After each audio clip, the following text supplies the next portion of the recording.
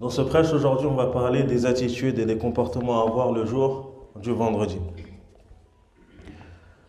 Déjà l'importance d'assister au prêche et à la prière du vendredi. Le prophète sallallahu alayhi wa sallam nous dit que les gens cessent de rater la prière du vendredi de peur qu'Allah azza wa jal ne scelle leur cœur et qu'ils ne soient du nombre des insouciants. Il dit aussi sallallahu alayhi wa sallam, celui qui délaisse la prière du vendredi par négligence 3 fois de suite, Allah mettra un sceau sur son cœur. Donc c'est interdit de ne pas venir et de ne pas assister à la prière et au prêche du vendredi. Bal, c'est une obligation pour les hommes.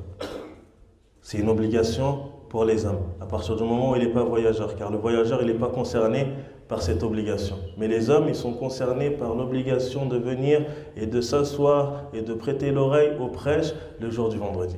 Ce n'est pas une obligation pour les femmes, mais c'est très bien pour les femmes si elles peuvent assister et profiter du prêche. La lecture aussi de Suratul Kahf. Le vendredi, il nous est légiféré de lire et de réciter Suratul Kahf.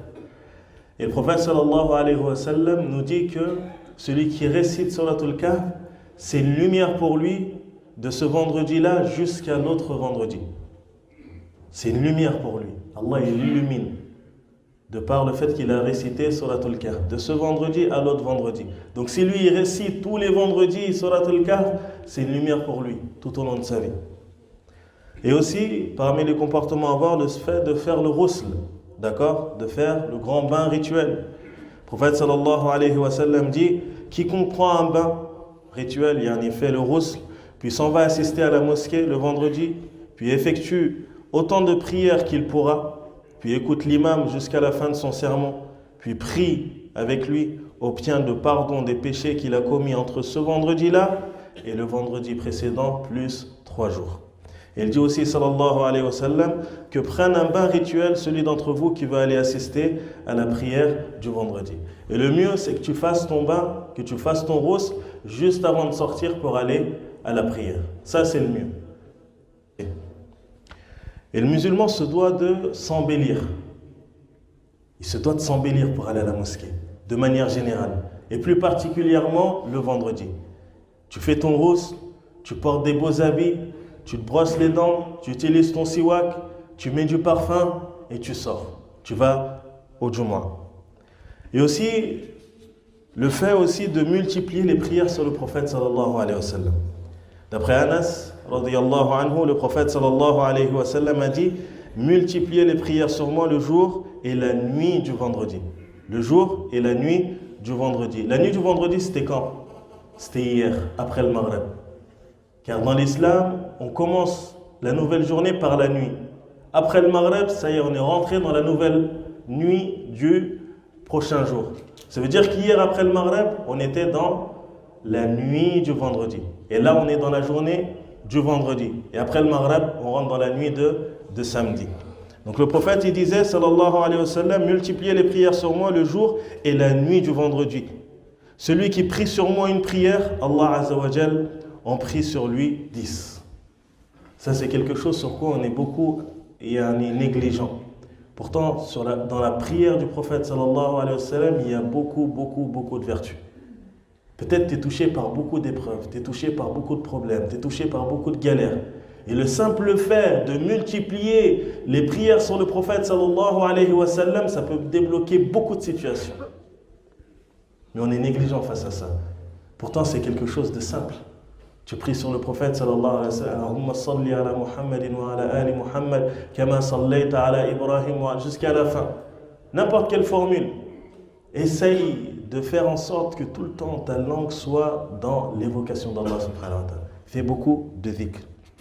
Et il dit aussi sallallahu alayhi wa sallam, la meilleure de vos journées est le vendredi. Multipliez donc la prière sur moi ce jour-là, car elle me parviendra à chaque fois.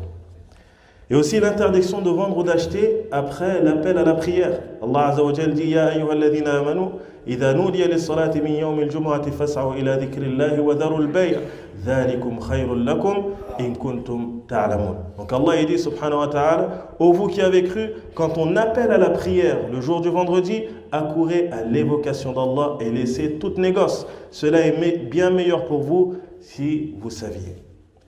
Et aussi, parmi les comportements à avoir, le fait de se rendre tôt à la mosquée. Tu vas à la mosquée tôt.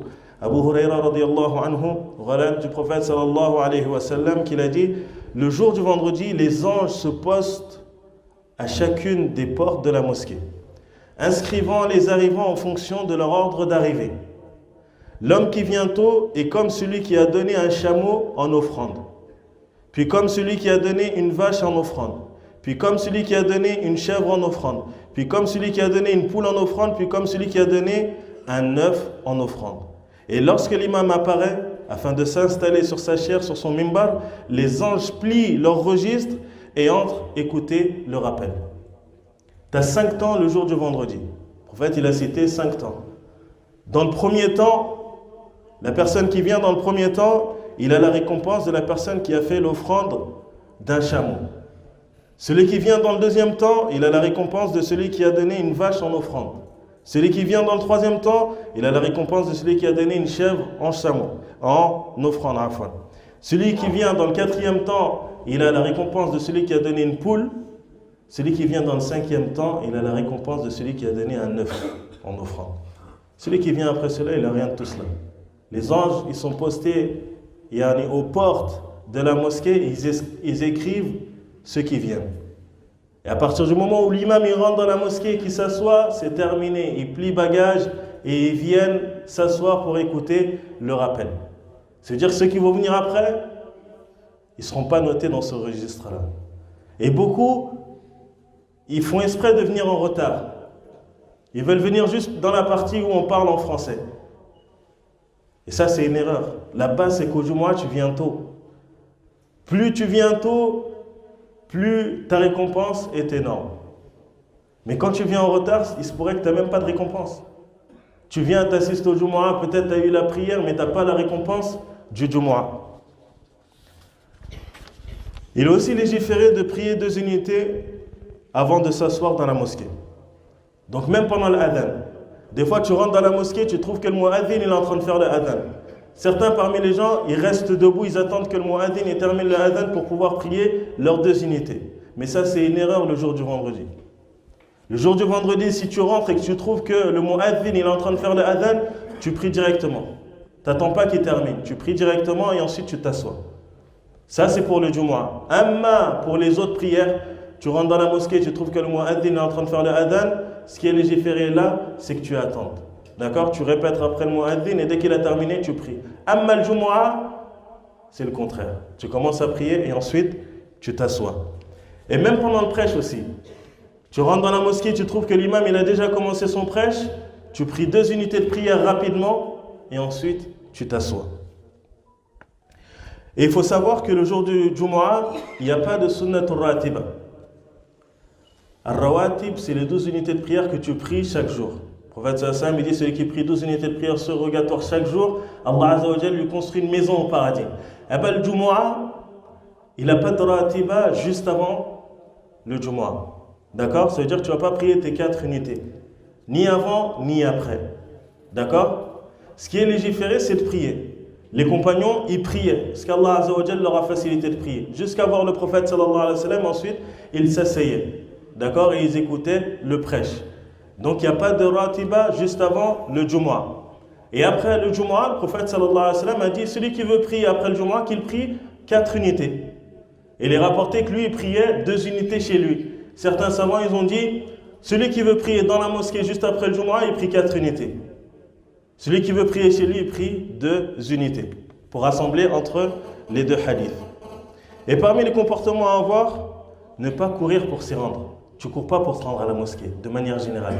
Ni pour le Jumu'ah, ni pour les prières. Tu marches avec quiétude et jusqu'à ce que tu arrives à la mosquée. Si tu arrives en retard, ce que tu as raté, tu le rattrapes.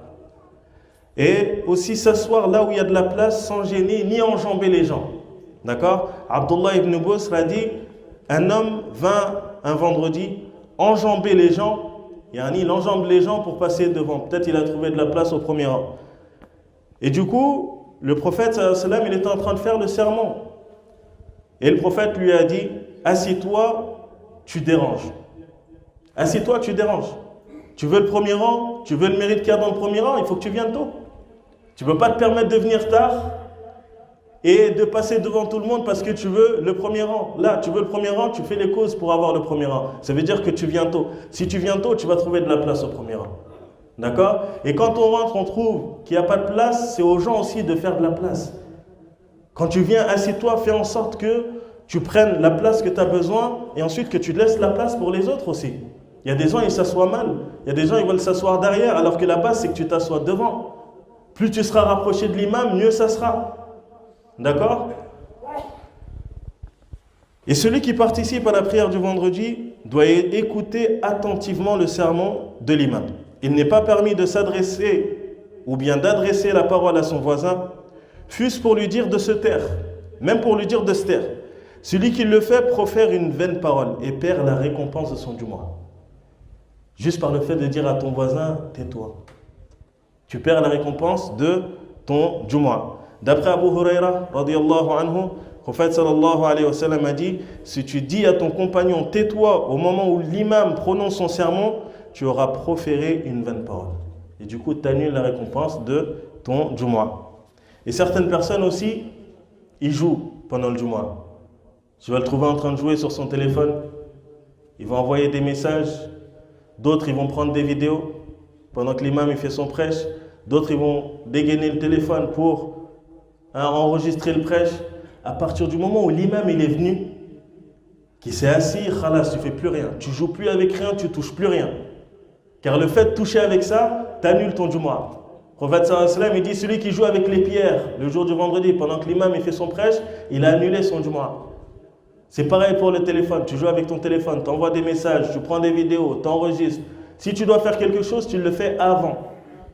Avant que l'imam y vienne, avant que l'imam y commence, tu fais ce que tu as à faire. Mais une fois que l'imam il est là, tu ne joues plus avec rien. Même passer le salam. Quand tu rentres, l'imam il est en train de faire son prêche, tu ne passes plus le salam. Khalas. Quelqu'un il passe le salam et rentre, tu ne lui réponds pas. Quelqu'un il éternue aussi, tu ne lui dis pas, il dit alhamdulillah, tu ne lui dis pas yarhamukallah. Tu ne lui dis pas ça pendant le prêche de l'imam. Et ainsi aussi, parmi les comportements à avoir, le fait de changer de place pour celui qui commence à s'endormir. Ça peut arriver que des fois, tu es fatigué, tu sors du travail, tu es là, tu es en train d'écouter le prêche et tu commences à t'endormir. Le prophète sallallahu alayhi wa sallam, il dit, celui qui commence à s'endormir, qu'il change de place. Qu'il change de place. Et pour la personne qui vient en retard, qui trouve que l'imam, il a dépassé le deuxième ruku', la deuxième inclinaison de la prière, cette personne-là, elle se doit de rattraper le dhuhr. Il va prier 4 unités de prière, car là, la prière, il l'a ratée. D'accord? Il ne va plus prier le Jumu'ah, il ne va plus prier 2 unités. Là, il va prier 4 unités, il va prier avec l'intention de prier le dhuhr, car le Jumu'ah, il est passé. Mais s'il arrive, alors qu'il a perdu, par exemple, 1 unité, il a pu avoir 1 unité avec l'imam, c'est-à-dire qu'il est arrivé avant que l'imam il termine son ruku', son inclinaison. Là, il a pu avoir 1 unité avec l'imam. Eh bien, il va rattraper qu'une seule unité. Mais celui qui vient après le deuxième ruku', cette personne-là, elle a raté la prière, donc elle va devoir prier 4 unités avec l'intention de prier le dhuhr. Et il faut savoir aussi que le vendredi, il y a une heure où Allah subhanahu wa ta'ala, il exauce les invocations. Il y a une heure dans le jour du vendredi où Allah, il exauce toutes les invocations. Et cette heure-là, il faut la chercher. Les savants, ils ont divergé. Beaucoup, ils ont dit, c'est la dernière heure avant le Maghrib. En tout cas, de multiplier les invocations le jour du vendredi. Si tu multiplies, Inch'Allah, tu vas tomber dans cette heure-là. Et faire attention aussi au fait de ne pas trop parler. Dans beaucoup de mosquées, on est éprouvé par ça, par les gens qui parlent beaucoup avant, qui parlent beaucoup après. Ils viennent à la mosquée, il est assis à côté de son ami et ils discutent. Ils dérangent ceux qui sont là, qui sont en train de faire le dhikr, ceux qui sont en train de prier, ceux qui sont en train de lire du Coran. Ça, c'est interdit. Même quand tu lis le Coran, d'accord, tu lis de façon à ne pas gêner ceux qui sont à côté de toi. Il y en a quand ils vont lire le Coran, certes c'est une bonne action, tu es en train de lire le Coran, mais lis-le à voix basse, de sorte à ne pas gêner ceux qui sont à ta gauche et à ta droite. Même si c'est le Coran, même si c'est l'invocation aussi, tu es en train d'invoquer, invoque à voix basse. Allah il t'entend. Tu n'as pas besoin de faire entendre à tout le monde ce que tu es en train d'invoquer, ce que tu es en train de dire, ce que tu es en train de faire. Donc on n'a pas le droit de nuire aux gens le jour du Jumu'ah. De manière générale, tu n'as pas le droit. Mais spécifiquement le jour du Jumu'ah, tu viens ici pour l'adoration. Comment tu peux venir ici pour l'adoration et tu finis par nuire les gens?